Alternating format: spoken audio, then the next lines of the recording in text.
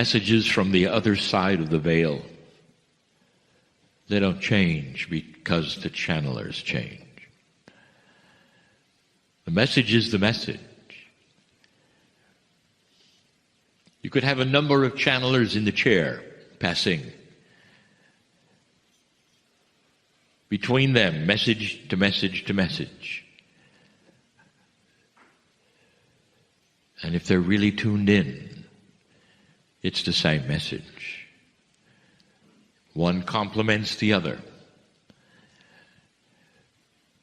And the message of the evening, right now, is a plea for self-awareness. It's a plea to drop that which is the human part of you, just for a moment. Today you were taught about coherence. You got to see the example and hear the testimonies of those who discovered that if they can bring coherence to their life even for a moment or two, imagining compassion, imagining love, the chemistry of the body starts to cooperate with them to the degree that it continues to generate it. For hours and hours, it continues to generate it.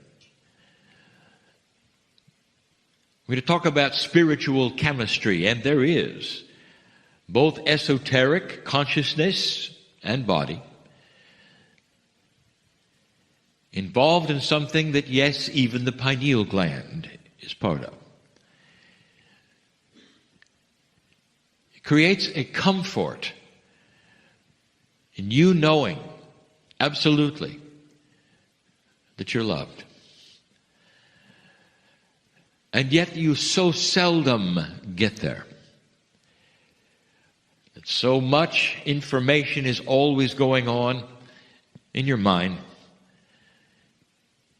that the whole idea of creating coherence starts to become viable, necessary, needed, so that you can stop the tapes, as we say, and start creating not a void, not a vacuum, but a clearing where you can stop everything and feel that which is your essence. And the essence that you have, every single one of you listening, everyone in the room, the real essence that you have is what you came in with. Dear ones, your chemistry and all that is esoteric in your body, your consciousness, and all designed on the other side of the veil to feel the presence of love. To know that this is temporary. To remember at some level what home is. And to create this as much as you can for yourselves. And in doing so, it creates it for others. And in doing so, the others create it for others. This is the prime directive, if you want to use the word, to find God inside. But there are so many who will say, I feel disconnected no matter what. It's really tough to stop the tapes. It's tough to even stop. Some have decided, well, you're going to do this through meditation. All well, all good, all beautiful. But then the meditation stops. There comes a time that it stops. And then you think to yourself, well, all I have done was to create spaces where I can be in touch with who I am, the other side of the veil. And that's really not what I want. I can't be in meditation 24/7. What is it that's going to allow me to not only feel this touch of the face of God in my life, but what is it that I could do that I could feel it all the time, no matter what? I can feel it while I'm cooking, while I'm cleaning, while I'm driving, while I'm at work, at the computer perhaps.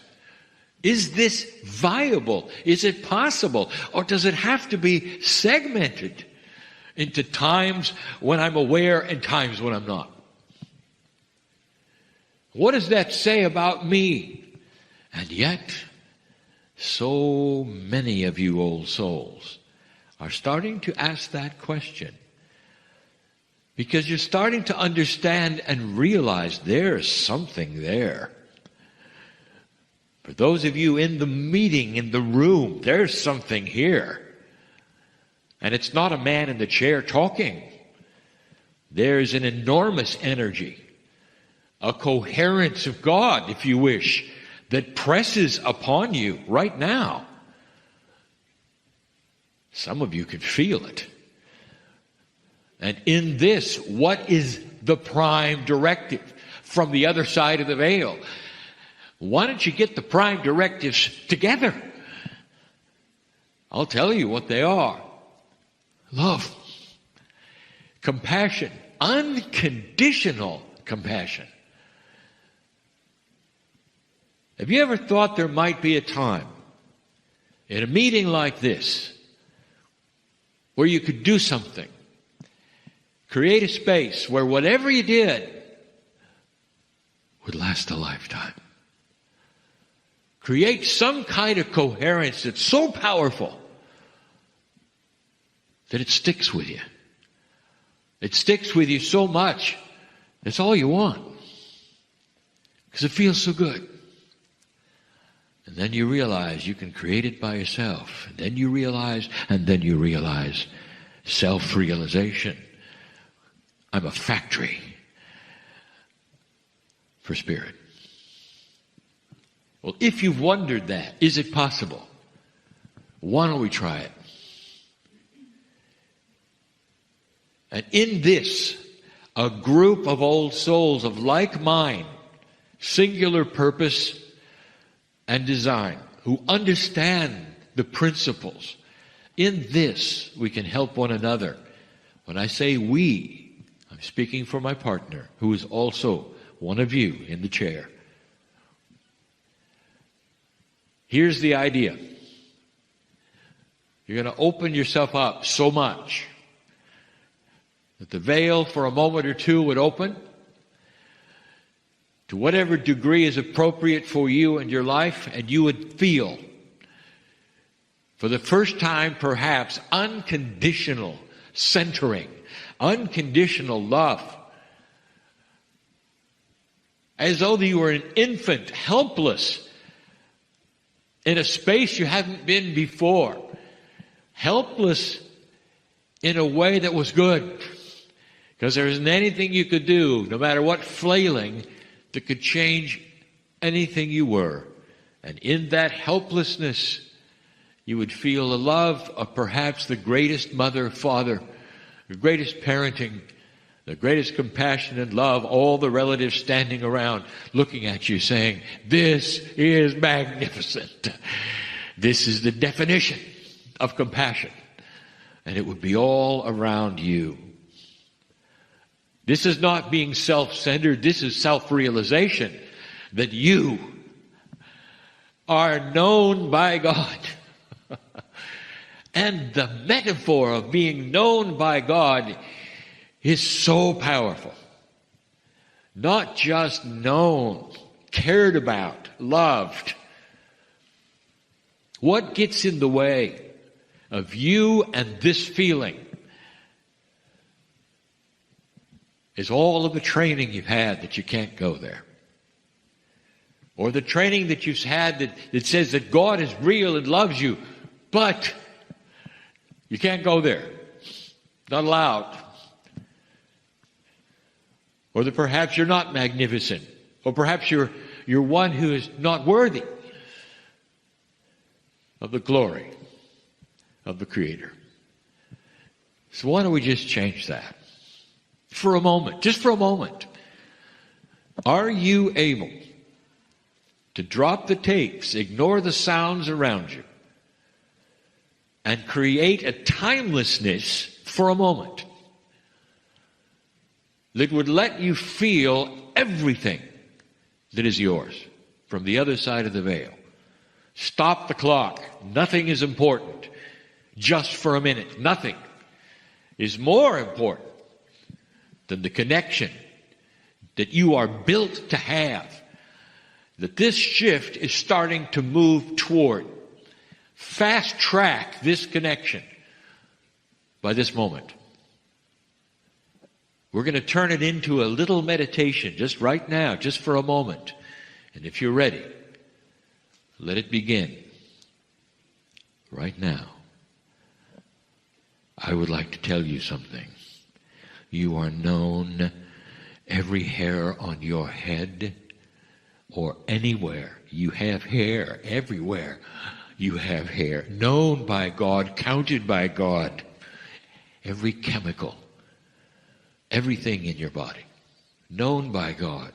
Shaking hands with that which is the Creator, whether you know it in your consciousness or not.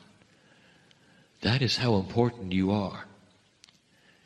This creative source that you are looking at right now, face to face, eyeball to eyeball, is able to be with each one of you 24/7 in such a beautiful, personal, multidimensional way. There's no sharing where you have to have one human at a time. It's all together. All the hearts, all the compassion of the entire galaxy, the universe, right now, pouring through the veil to tell you one thing, that is, we know you. Your soul glows on this planet so much that we surround you with our love. You can never be alone. You have an entourage of your own that can take your hand at any moment, whether you know it or not, whether you let them or not. They're always ready, always ready, always ready. The compassion of the Creator is in your lap. Let it shine with you. Drop the pretenses. Drop the blah blah. Drop all the things that keep you from shaking this hand that has always been outstretched to you, because you are loved. You cannot conceive it. It is so beautiful, so precious, so bright, so pure, so pure. The consciousness of God is nothing like a human being.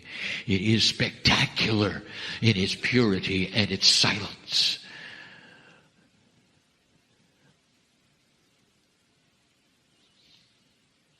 This is who you are. Just for a moment. This is the real you. You're part of all of it. All of it. You're your own prophet. You're your own ancestor. So great is this. Come back slowly from this knowledge, this experience. And some of you will never be the same. Because it's a revelation.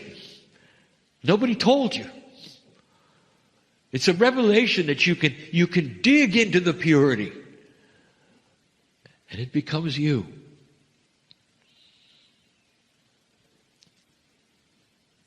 You've heard the expression, be still my heart, so many times. Be still my soul, so many times. This is the expression that so many on this planet use.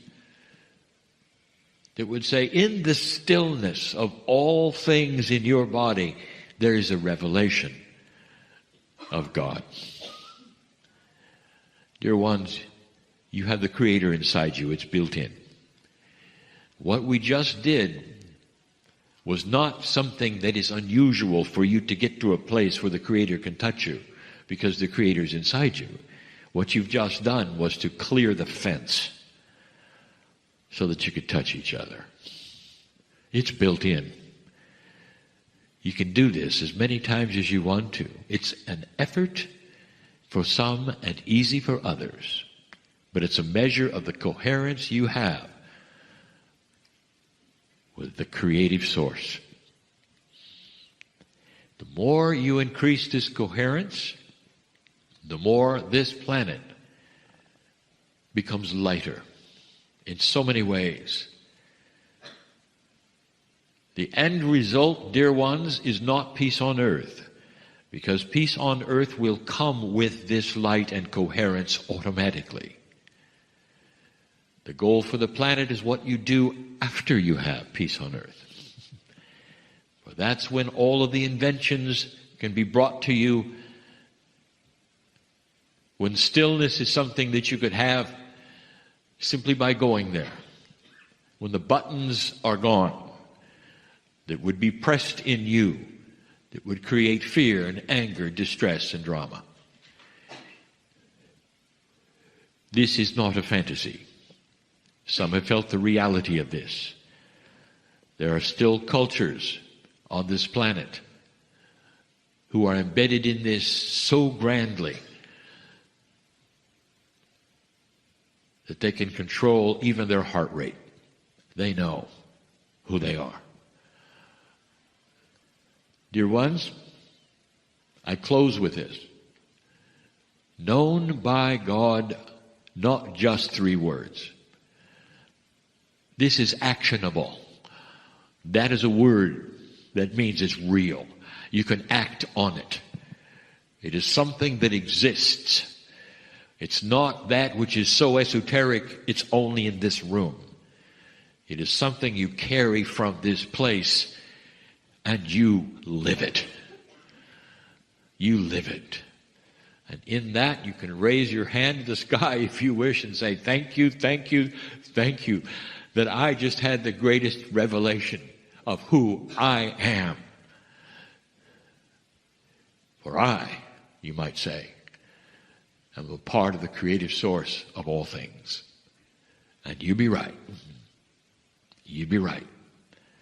That is the beauty of the soul that all of you have, that is forever, that always exists, even after the body quits. You are you, part of that which is everything. That is the beauty of the message that we bring and will continue to bring. And so it is. Hi, everybody. Thanks for watching this. I wanted to tell you this is a little time sensitive. So let us ask for support and help now in a meditation that we prepare to receive the channels from Kryon. Dear Spirit, come closer. Dear Star Mothers, come closer. Dear angels and guides, come closer. Dear elementals of Gaia, come closer. Let us feel your love and support. I give permission for all in the spiritual realm, angelic realm, the earth kingdoms, all of the support systems that exist for me. I give permission for my hand to be held and to support me as I face some difficult personal challenges. Whatever it is, even the ones I don't know about, I give permission for your support, help, love, and guidance. I allow myself to accept and receive the perfect love that is always surrounding me. And thank you, Kryon, for being here. And thank you, Kryon, for loving us. And thank you, Kryon, for sharing your beautiful teachings and messages with us now.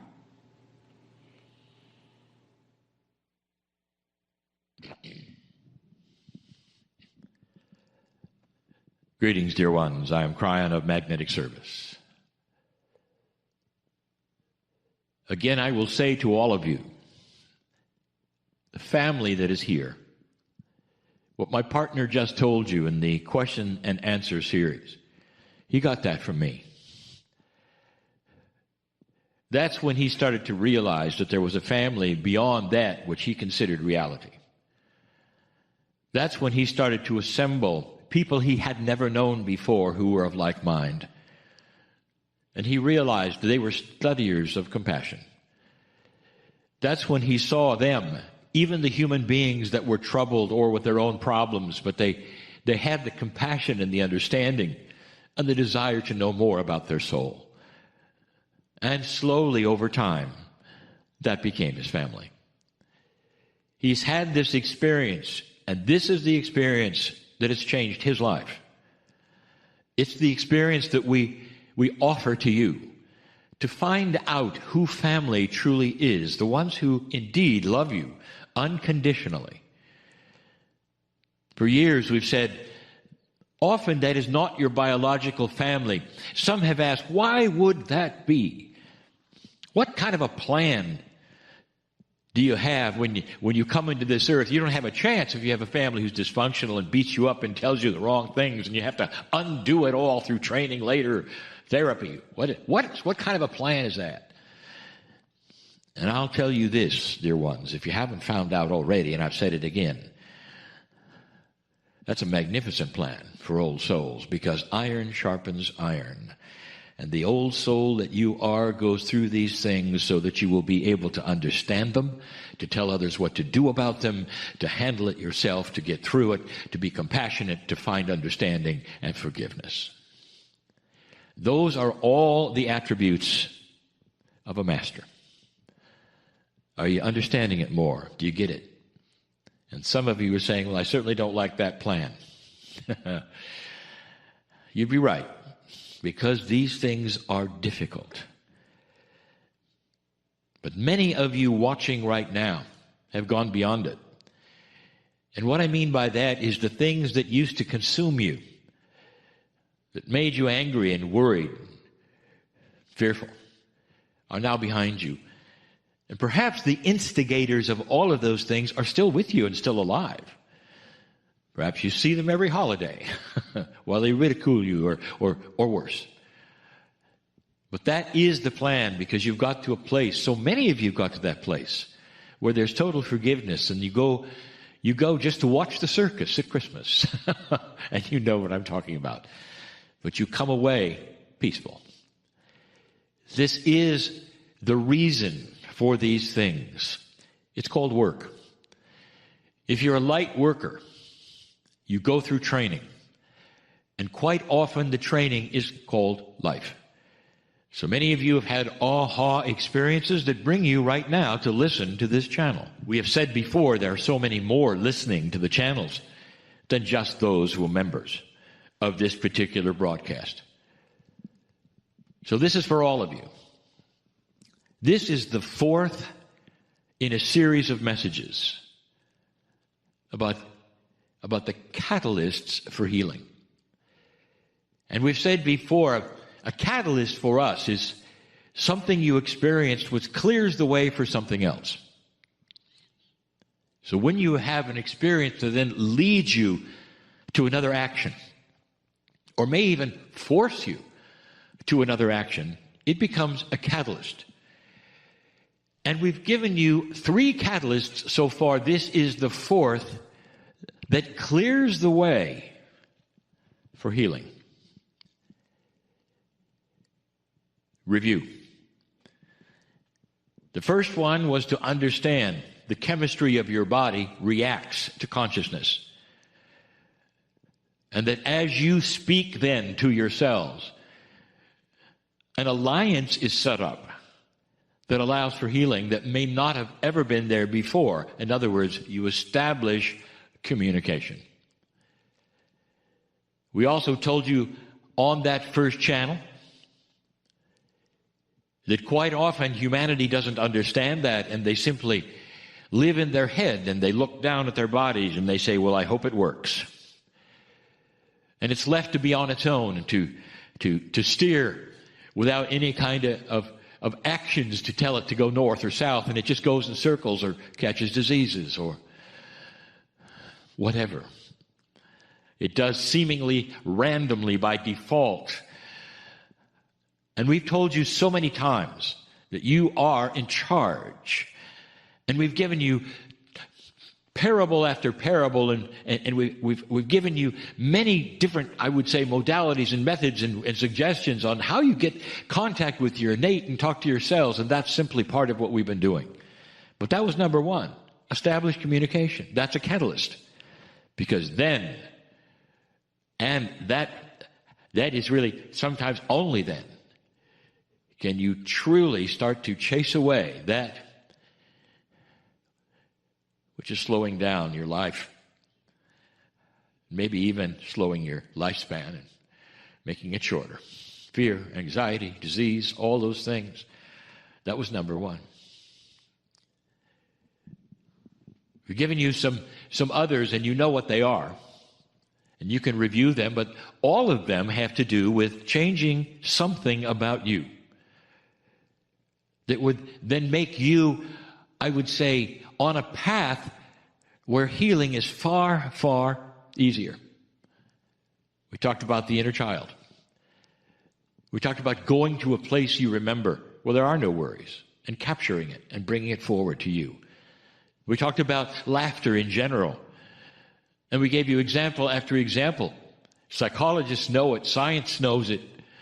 And even some who make commercial products know it.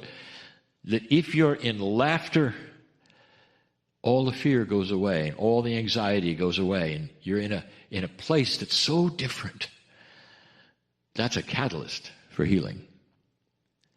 This last one may seem like the simplest, and yet it isn't. This last one word that you've heard all your life, and I'll give it to you in a moment, is not all that simple. In fact, it may be the hardest to achieve. I want you to just go with me for a moment, all of you, to a place that you might paint on your own, a picture of your favorite master on this planet, whoever it might be, a historical figure who you believe is a spiritual giant, one who you'd spend time with if you could. And if you paint that picture in your mind, and if you will, and you could be with that master, what is the result? If you would sit at the feet of this master, and that master would then either begin to speak or not, or simply sit with you for a while, what would be the result? How would you feel? What would be the one word that would describe, as you sat there, what would happen? What if you truly were in the thickness of a consciousness of a master on this planet who you might have read about or perhaps met in some way, in some vision? What is that they bring you first and foremost that is the most helpful thing? And the answer? Peace. Peace. Can you be in the middle of turmoil with everything falling around you and still have peace? The answer has been yes from every master who's ever walked this planet. And they may even tell you that's why they came.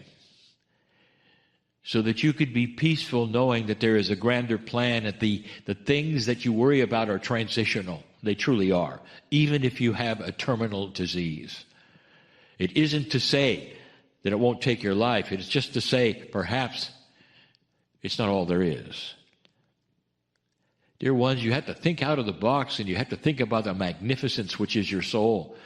And you have to sit and be peaceful. We told you one of the attributes of a pilot, and the reason they want to keep flying and keep flying no matter what, is that when they get above the clouds, it's very peaceful. And they say it's always a nice day above the clouds, and it is. That is a metaphor, but ask any pilot, because that's where they want to be. Because down below the clouds and down on the planet is all the things they leave behind, all the worries, the troubles, even a disease they might have in their body. It all seems to be muted, almost in the background when they get above the clouds. We've said before that this is the most catalytic energy for healing. Healing becomes a byproduct of peace. When you can have the things that we have listed, when you understand that you're in communication with your body, when you understand you can contact that inner child of innocence, when you understand what laughter is all about, and then you can find that peace that passes understanding. In other words, there's no reason people would say, why are you so peaceful when all around you things are tumbling? And you can just smile. You could say, because that's who I am. And I happen to know, you could say, that my attitude of being peaceful will bring me answers and healing. It's so interesting. I said they're a byproduct. They're almost automatic. Did you know that? It doesn't then give you the possibility to read a book or to watch a video. It starts to happen because you're peaceful. Are you getting this? More than just a catalyst, these 4 items pave a smooth road where it was rocky before. But more than that, the things that eluded you start to come in automatically, including profound healing, including things like spontaneous remission, feeling better about yourself and feeling peaceful in all that you do. Just brings it on, brings peace. It brings healing, lack of fear. You raise your hand. Thank you, Spirit, that I understand now that I am part of a very, very large picture, and the masters are all around me. And now I am peaceful with all things. This is the reason I'm here. This is the teachings of Kryon. All that has occurred in 31 years comes to this day, in this hour, when we say again, we are in love with humanity for what you've done, what you're going to do, and the ascension of light that is occurring for all who wish to look right now. And so it is. Hi, everybody. Thanks for watching this. I wanted to tell you this is a little time sensitive. Greetings, dear ones. I'm Kryon of Magnetic Service.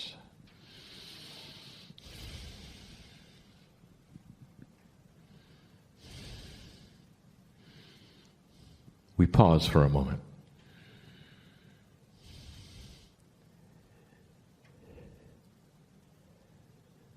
My partner steps aside, but he is still here. And this is a very difficult concept for anyone. When he speaks of it, it's difficult.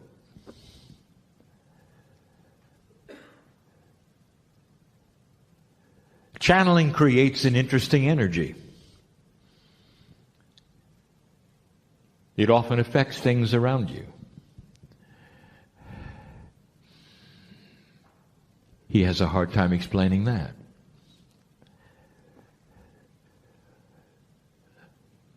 I want to talk about this. I want to talk about linear things. I want to talk about, again, assumptions. And it's all about you. Now, this is the end of a workshop, and I know that. I know who is in here, in the building. I know the energies that we are creating together right now. Some of them are strong enough to make batteries fail and alarms to go off.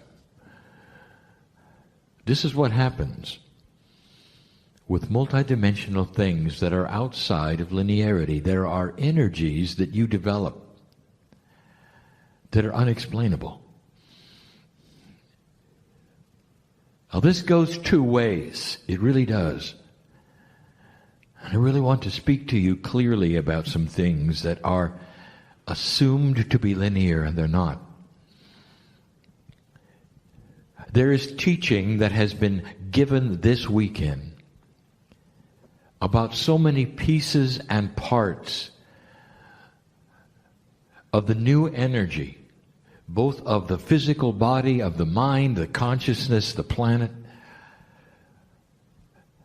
And it can be overwhelming, especially for the light worker who is trying to linearize it all. One of the most difficult things for you to conceive of is that relationship that has been talked about all weekend. You have so many names for it. There's the higher self, there's the pineal, there's the innate, there's high consciousness, there's love. And the overwhelming thing about all of these is, as you listen to them, as you have teaching about them, you start to put them in boxes. Let me give you an example. Innate, the smart body for you, is connected to the pineal, and the pineal is connected to the higher self. It involves your intuition, and we have said through affirmations in this new energy are probably one of the strongest things that you can use for self-healing. For situational things, all manner of things. But then you've confused it with God. I want you to get out of the boxes for a moment and listen. Your cellular structure is not working efficiently, and it needs help. Your cellular structure is not God. Now, God is inside you, but the cellular structure is something that is now increasing in efficiency, in communication. Your innate is starting to marry more with your consciousness. I want you to put that aside for a moment. That is one issue. But the love of God, your purpose, your consciousness, your relationship with Spirit, that's a whole nother issue. Don't put them together.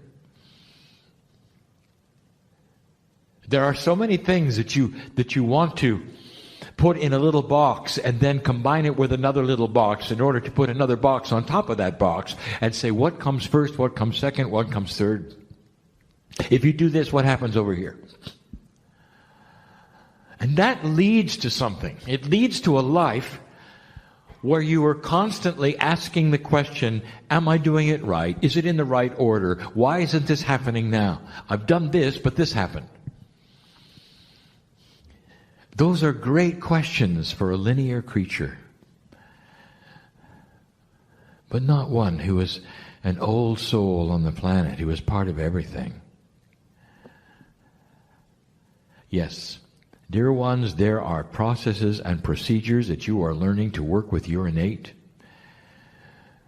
And that's what this was about today. You've taken pictures of them, you've written them down, and you walk out with some information that is so valuable about you and your cellular structure and your biology at this time in humanity.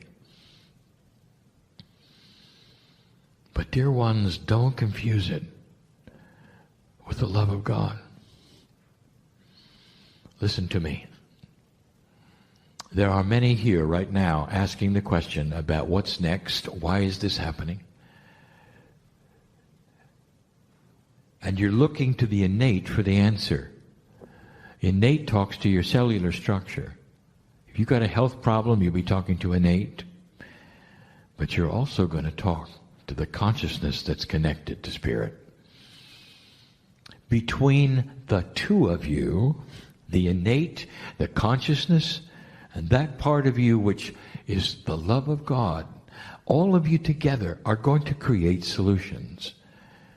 Not just one. But there's one big one, an assumption I want to talk about right now. It's difficult to even describe where I'm going with this. So many in the room, so many listening. are trying to find out how to get past something. How to get over the wall, perhaps, of fear. Or how to broach something that hasn't happened and you know it's there, you can feel it's there. And you know how to do it. You come to a place like this, you learn about innate, you learn about the balanced breathing, you learn about all the things that a light worker in this energy is starting to realize that it's a whole body experience. But don't confuse that with the love of God. There are certain hurdles that you're trying to get through. And dear ones, innate cannot help you with that. Innate wants to heal your body. Innate wants to pull on Akashic things to heal your body. Innate wants to work with that which has happened before, even in this lifetime, in order to change cellular structure. You need it. You need to live longer. But don't confuse that with the hurdle of fear, especially the hurdle of enlightenment.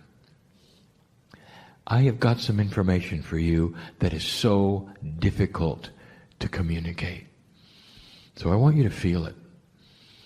It's one of the only times that I have been in front of those sitting in the chairs where I've said, your language is not sufficient. I want to communicate something to you. A way to get through the hurdle. A way to walk through this. To get to that place that is next. So many of you are frustrated. I can see it in you, in the Merkaba. There is a frustration. You're just not quite sure of what it is. It goes beyond language. And so I'm going to give it to you. Both with language and with what I will call the third language. Now the third language is not a language at all. It's a catalytic energy of communication that Spirit uses with you, that goes into the very consciousness of those who are ready to receive it. It's the big aha.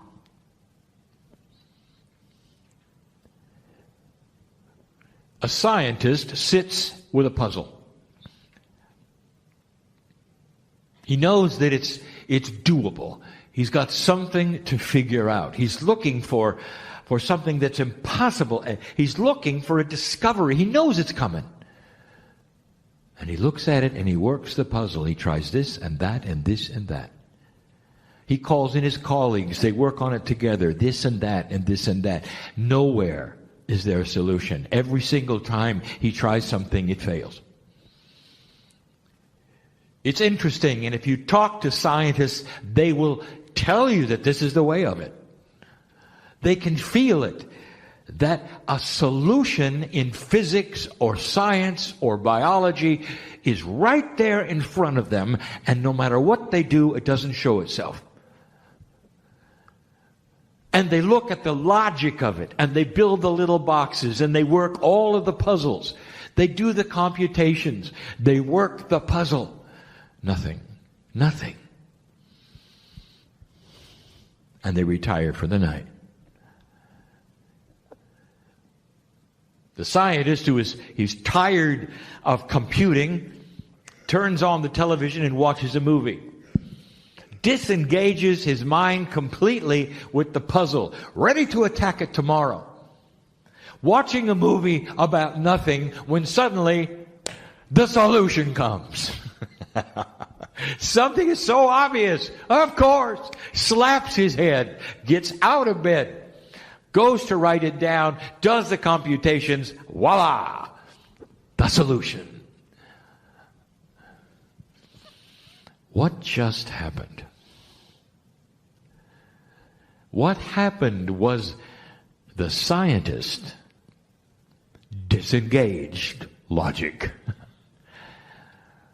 And accidentally, without even thinking about it, suspended every part of the problem that was in his psyche, dropped all of the barriers because it was no longer time to do the work. And so the barriers are gone.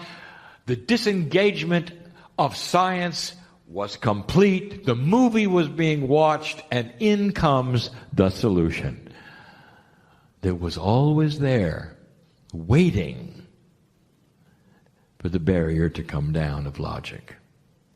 You don't know what you don't know. How can you possibly work this puzzle with things that you don't know about? Dear ones, you are overworking the puzzle.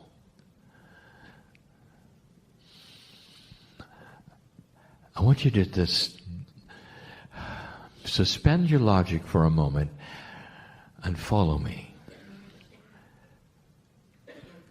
The solution to what many of you are asking for lays there right now with your name on it, waiting for you to stop thinking about it. I want you to erase the whole idea of how do I? Because the very English synapse is wrong. How do I is not going to work with a multidimensional human being who is an old soul who is learning things they don't know yet. You're learning things you don't know yet. So how can you possibly apply your three-dimensional logic to a puzzle that is beyond the logic? It's only when you suspend it and you give up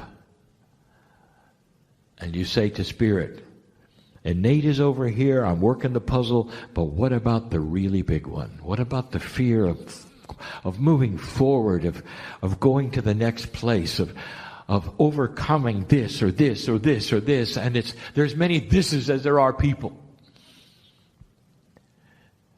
It's the spiritual that we're talking about now. It's the relationship and the communication we're talking about to God right now. It's about your life and your lessons and what you're here for.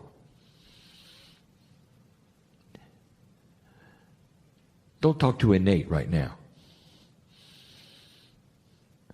I want you to think about this, but not too hard. I want you to imagine, just for a moment, that the barrier that you know is there, keeping you from things, is slowly dissolving through no effort of yours at all, other than the intent to go beyond it. That there is some kind of a mechanism that you don't understand, that you don't know about, that is so powerful, that remembers and recognizes when you suspend belief, drop your logic, and simply allow it to happen. Like the scientist who had it figured out. There was a solution, but no amount of working the puzzle worked. I want you to combine this intent you have with the idea and the belief that there is a greater power of creation who knows your name, knows who you are, and is ready to help you right now. That greater power, and that is the creative source, has been with you all along. But the barrier that has kept you disconnected from it is the very thing you thought would solve it. Your logic, your survival, your smarts as a human being. Can you let it go? Can you just let it go? If you can see that barrier dissolving just for a moment, for no other reason than the fact that you're sitting here and allowing it, I want you to also vision the second thing. And that is the connection of your hand to Spirit coming out of that dissolving barrier and taking the hand of God. And you don't know why, and you can't figure it out. You don't know what's happened, have no idea. But suddenly, it's okay. Fear is a product of intellectualism. Did you hear that? It comes from the brain. The computer that says don't touch the stove because you get burned. That's where it comes from. It doesn't come from God. It doesn't come from that which is your intuition. Right out of your brain. And it requires that the human being be able to disengage the very thing that has been their survival forever. You don't have to disengage and walk around without it just for the moment. You got to learn to balance the survival instrument with the heart, with the pineal, letting the trilogy work within you. There are people in this room who have been waiting to hear this who will heal because of it. Did you hear me? Aren't you tired of trying? Could it be this simple? And the answer is it's not simple to drop survival. But it's an elegant solution. When you figure it out and you slap your head and go, wow, all I had to do was let go. I'm talking to those right now who are here sitting in the seats, and there's thousands more who are listening and will listen to the message of who's sitting in the seats. This isn't for the masses. This is for you. I know who you are. Spirit knows who you are. There's a celebration, the fact that you came here to listen to this message, and some will get it and some won't. What you came for today can happen right now if you let go. Some of you will walk out of here saying, well, that was a nice message, but I'm not sure I can let go, and not aware that you did. Because it starts to change right away. And you'll feel it tonight before you go to sleep. I dare you. Put your hand on your heart tonight before you go to sleep and say, thank you, Spirit. I got what I came for. And if somebody overhears that and say, well, how did that work? You can say, I have no idea. But it works. Don't try to figure out how things happen, or they won't happen. Not in this energy. Not where this is going. You're going to have to cross that missing bridge, and if you don't know what I'm talking about, it was a channel given in 1994, 95, again in 96. Some of the first things I told you was to trust the unknown and know that you're in the hands of God. And now it comes full circle. That's the message. There's so many of you needed to hear that right now, tonight. You don't have to be stuck where you think you're stuck. Not when you let it dissolve like this. Not when you trust the unseen and never ask, how do I do this? You can raise your hand and say, thank you, Spirit, for doing what I need in my life now. I don't know why I ever doubted it. And you walk away, and some of you will say, it's an incompleteness if I don't know how it was accomplished. The more you do this, the less incomplete you will feel. And there'll come a time when you will count on the unseen that makes no sense at all, where you'll be able to drop your survival instrument and ignore your brain, who tells you that this is foolishness, and realize that the brain is in 3D, but you are not. A new integration is upon you. The unseen things come into your life and begin working. And you haven't got a clue why, except that you know you're connected. That's all you have to do.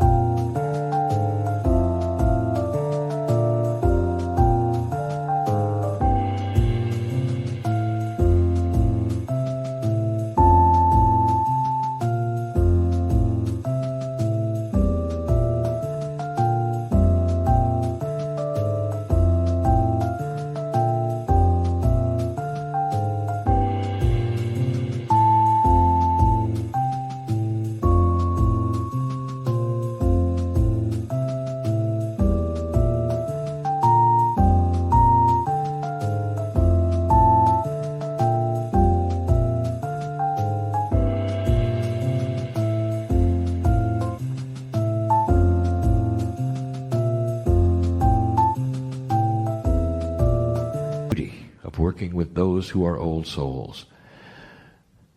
There is an accumulation of wisdom, stubborn as it may be, that starts to then make sense with time. I am Kryon giving you the truth this day about an evolving human spirit who is starting to become more multidimensional than ever. It is the beginning. Color is coming to this planet, and the old souls have the crayons. That's no relation to Kryon. But it sounds a lot like it, doesn't it? And so it is. Hi, everybody. Thanks for watching this. I wanted to tell you this is a little time sensitive. With that, let's move into a meditation and a message from Kryon. Take a moment to relax into the space in which you exist. Feel the energy of the earth below you. Let's give gratitude and thanks to this wonderful divine energy of Mother Earth that loves us, supports us. We exist because of the beautiful partnership we have with the planet. And take a moment to reflect on who you are and why are you here. The who you are is a divine, magnificent human. The why you are here is the reason of the shift in consciousness for collectively, as we raise our consciousness, the entire vibration of the planet changes. And as we change ourselves, we pave a way for others to follow. You may place your hands on your heart and feel into the magnificence of that statement. As we change ourselves, we pave a path for others to follow.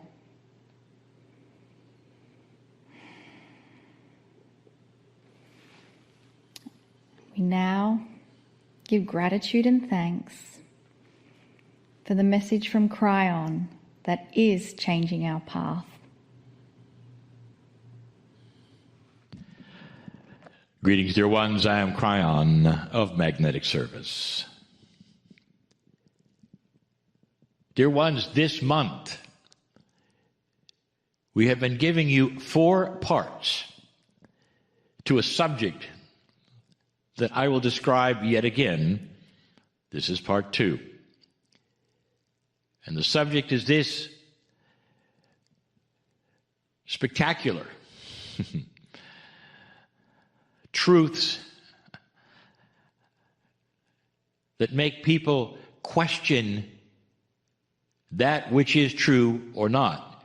Controversial they are. Spectacular, then, controversial truths is the subject.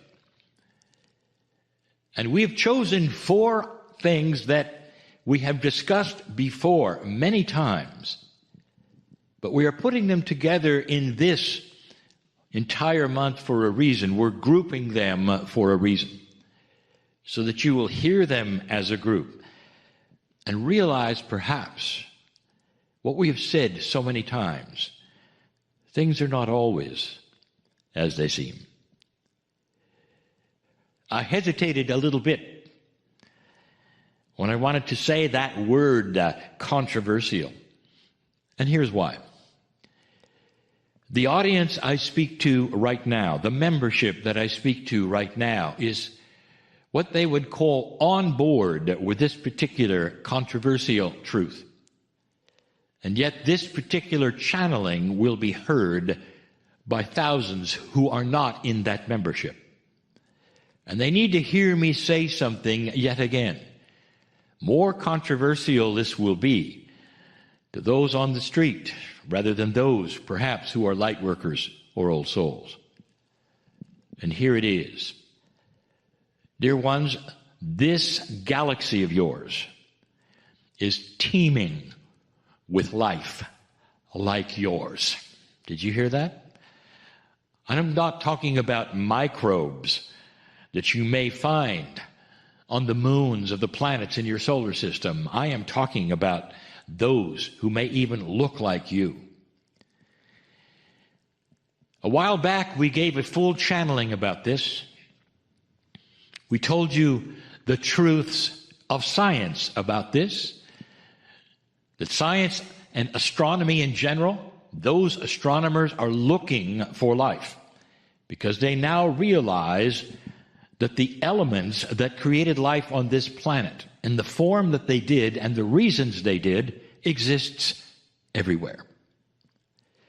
So for you to think that you are alone completely in this galaxy and that there is no other life is really very comical. Like a man who perhaps grew up on a desert island because they were marooned perhaps with their family and they'd never been anywhere else and they've never had contact with anyone else, looks around on that island and sees the beach and says, I wonder if there are other beaches on this planet. Because they haven't seen any. And they haven't thought about the fact that what created that beach creates hundreds of thousands, if not millions, of beaches just like that one, everywhere. This is your planet. What makes this startling, controversial, is that they have not presented themselves to you as a society, as anything, and said, hello. Now, there are those who would say, well, yes, we know that they have come and they've gone and whatever. I'm not talking about that. Dear ones, there are many things that you should understand and realize about this particular subject. So let us start at the beginning, but we condense it because we have given this before.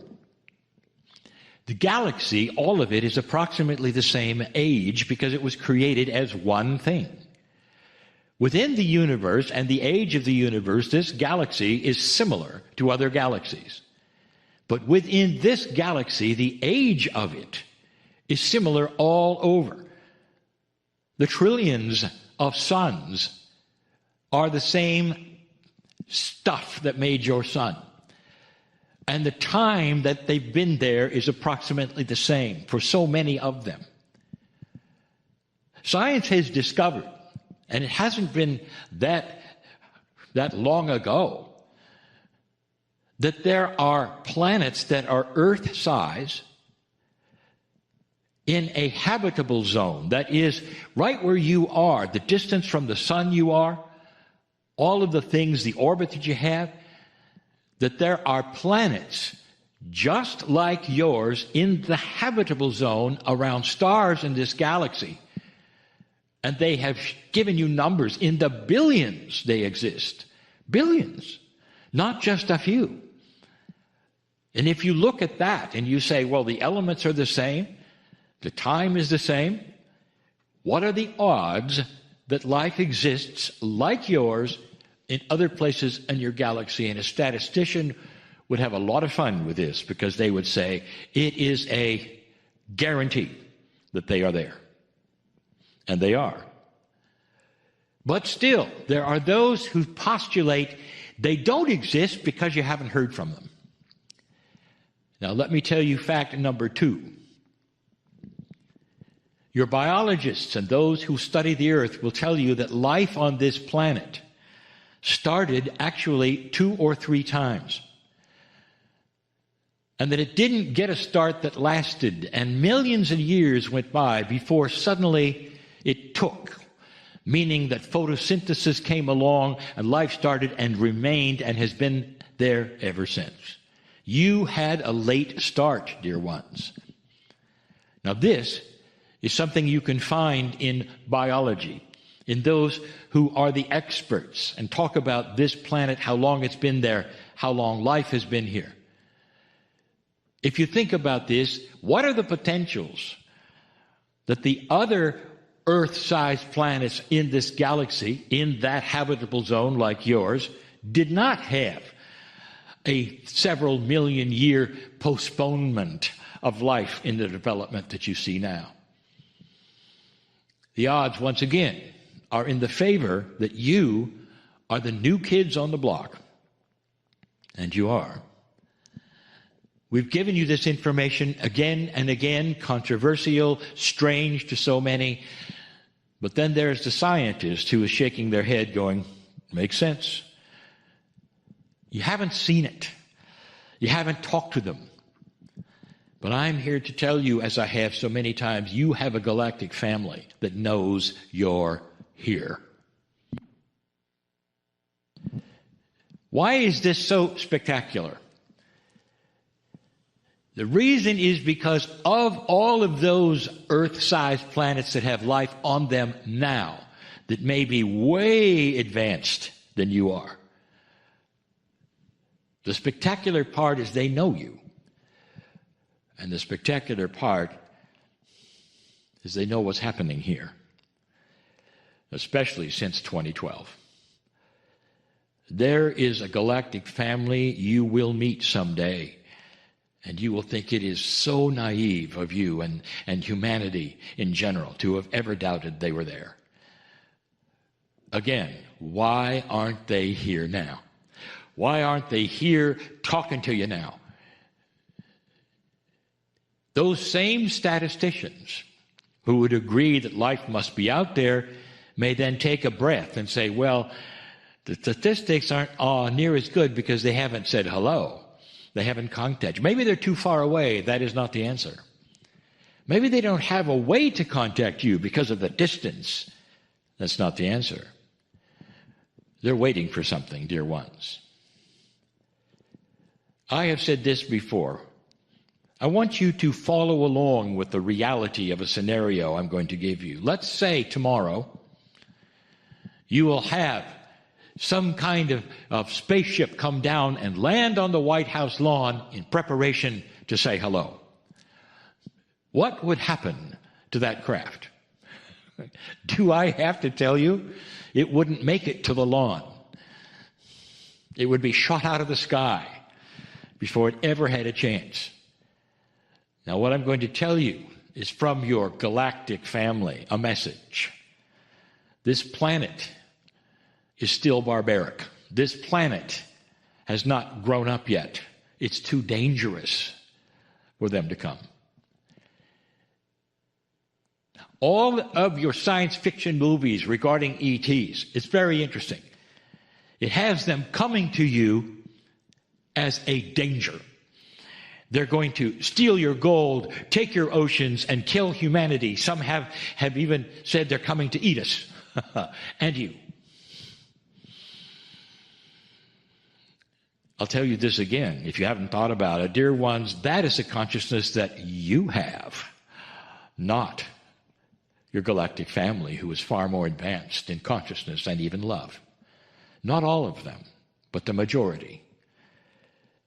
You are the dangerous ones. And it's interesting that you put upon yourselves the very stories in your scientific movies and your science fiction reflects your own consciousness of what you expect from the outside.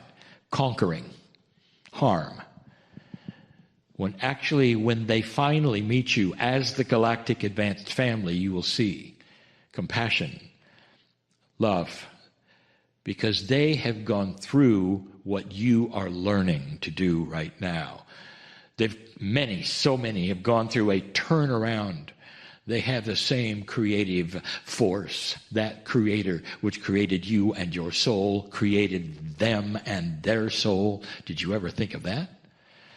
What if you soul share on a regular basis with those from other places in this galaxy? What if you did? And the answer is you do.